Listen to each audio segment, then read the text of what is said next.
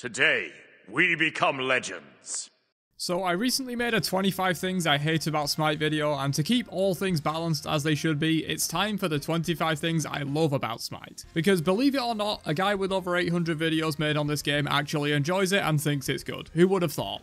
Okay, let's jump in. Number 1, the mythology basis. So this is honestly a huge selling point of the game and probably what brought a lot of you into the Smite sphere in the first place.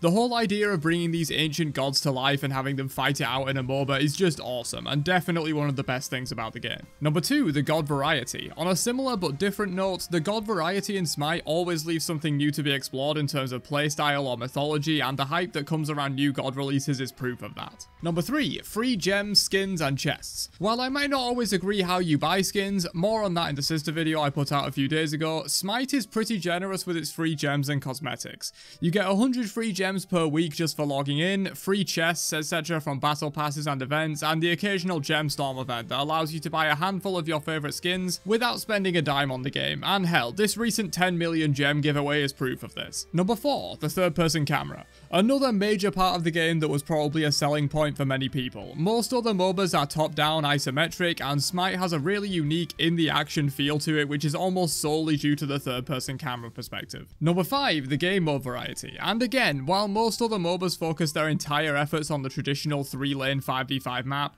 Smite has a variety of game modes to please any kind of player. Sure, they do and should put the majority of their focus on conquest, but there's always a chill game of assault or arena to fall back on, or a salty duel 1v1 to prove you can hold left click better than the enemy ADC that just beat you. It's nice to have a variety of game modes to keep things fresh. Number 6, it doesn't take itself too seriously. This is mainly targeted at the skins and cosmetics, which get extremely wacky sometimes, and I love it. Whether it's the full food team, Cthulhu, or the salad set skin that I'm sure must be coming soon, right? Right? The fact that the game, especially in its cosmetics, doesn't pretend to be some uber serious thing makes for some funny laughs in game. Number 7, adventure modes. So we talked about main mode variety already, but there's also adventure modes, which I think are a really big positive for the game. I might not have liked every single one they've released, but the Trials of King Hercules, Corrupted Arena, the 2v2v2v2 game mode, they're all a nice way to unwind and get away from that traditional try-hard conquest mentality that a lot of us MOBA players fall into. Number 8, creative item builds. With such a large pool of items to pull from, it's always fun to come up with some ridiculous build that just might work. Whether it's full damage Polynomicon Cabrakan from jungle or attack speed Khepri, it's always funny to see someone get away with these kind of wacky builds. Number 9, off-rolling gods. On a similar note, off-rolling gods is always a great way to shake things up in game. As a personal connoisseur of assassins in mid, I've done my fair share of off-roll god picks, and it's actually pretty hilarious how many people just aren't ready for it because they've never seen it before. Number 10, grinding ranked. So this one also appeared on the 25 things I hate list, and that's because ranked is a double-edged sword. While it can be painful and make you want to commit seppuku, it can also be extremely rewarding, fun, skill testing, and hype to grind your way through the ranks, and it's honestly one of the best ways to improve fast at the game, as in general, most people are trying to win those games and will bring their best to the table, leading to a more competitive match overall. Number 11, the memes. Yes, as a creator that literally does a video every month reviewing Smite memes, this one had to be on here. We've had some top tier memes over the years such as Freya and Cerberus, Zero Kills Ganesha, the aforementioned Set Lettuce, and tons more. It's always a good laugh to head over to r/gank or r/smite on a Monday and see people's hilarious takes on different aspects of the game. Number 12, getting a pentakill. Back to a more serious one though, even though I have close to 30 pentakills at this point and many people have way more than that, it's always still a special moment when you hear that announcer pop off after you literally kill the entire enemy team. Super hype. Game Hunter on giant legs is chasing him down.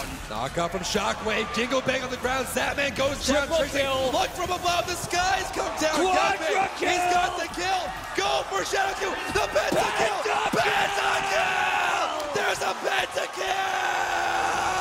Number 13, getting a solo kill in lane. Speaking of hype, laning phase solo kills are some of the most satisfying things you can ever do in Smite, because you know you're just him when it happens.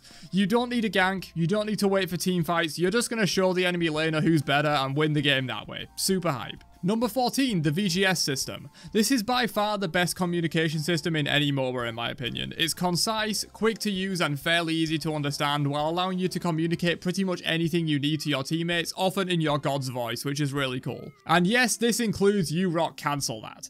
As someone who occasionally uses Smite VGS in messages to real life friends, it's a damn good system. Number 15, the mastery system. While 100-star cringe Afro and Loki mains suck, the mastery system as a whole is pretty cool in Smite in my opinion. Being able to flex your stars on people and purchase different skins based on your mastery level is a really cool idea. Though I do wish there was maybe one more tier of mastery skins at 1 or 2 stars. With all the worshipper boosters and events nowadays, it's so easy to get 10 masteries on a god to get the highest tier of mastery skin. Number 16, King Arthur. Okay, so this one, like Afro from the hate video, is sort of a meme to have its own entry, but as my favourite god of all time, King Arthur is absolutely one of the reasons I come back to the game. He always has an ability up, his cancels feel so nice to use, and he is just a badass character, enough said. Number 17, direct taunts and lore interactions. So I've been making a fair few lore videos recently, and it has made me appreciate the interactions between the gods in game even more.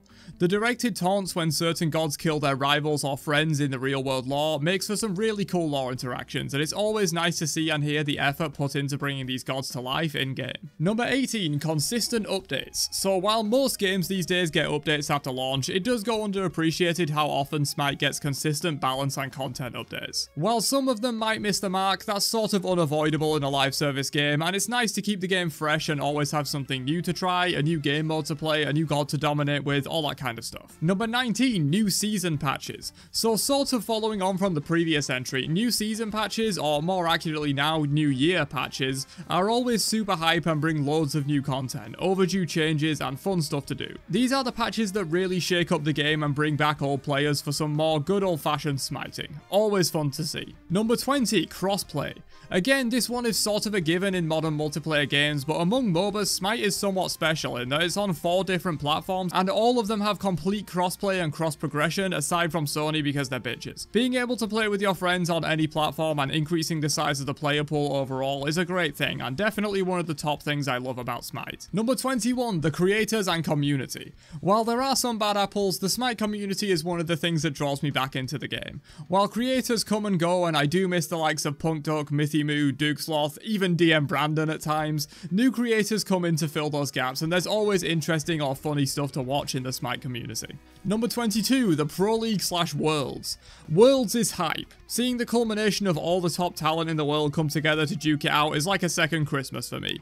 Whether you're rooting for a certain team or just there to watch who's truly the best, Worlds is always a great event that brings the fans together, whether you're in person or watching on the live broadcast. And even the regular season of the SPL is still super fun to watch, with legendary moments like Envy's run back in the day, Epsilon's dominance in Season 2 and 3, Oni Warriors going undefeated for 15 sets in a row only to get bodied by the Ferryman. It's hype as fuck, and certainly one of the things I love the most about the game. Number 23, crossovers. While most of the crossovers Smite does aren't that interesting to me personally, the ones that are, such as Avatar and RuneScape, are honestly incredible. Playing as a character you love from your favourite TV show, movie, or other game is so cool, and Smite has some of the best crossover events there is. Of course, it's no Fortnite in terms of crossover skins, but it doesn't need to be. I always look forward to seeing what the next one will be, and I'm patiently waiting for the Divinity Original Sin 2 crossover with Fane Charon. Get it done, Hi-Rez. Number 24, announcer packs. Announcer packs are a fun way to add a bit of personality to your Smite matches, and I think they go underappreciated a little bit. They can change the whole vibe of your game, from the silly to the serious to literally having SPL casters essentially commentate your games as they happen. It's a lot of fun. Number 25, the NENATION. And finally, what I love most about Smite is the opportunity it has given me to do what I do. It's crazy that over 100,000 of you Nenes want to watch what I put out, and talking with you all in Twitch chat is always a blast. Thank you for watching me over the years, it's the best thing that has ever happened to me. But that's all I've got for 25 things I love about Smite. Let me know down below what your personal favourite thing about the game is, or even your top 5 if you have the time. I'll be reading over all the comments on this one since I think it's a really interesting topic. But yeah, catch you guys in another one later on. Have a great day, and peace out, you nerds.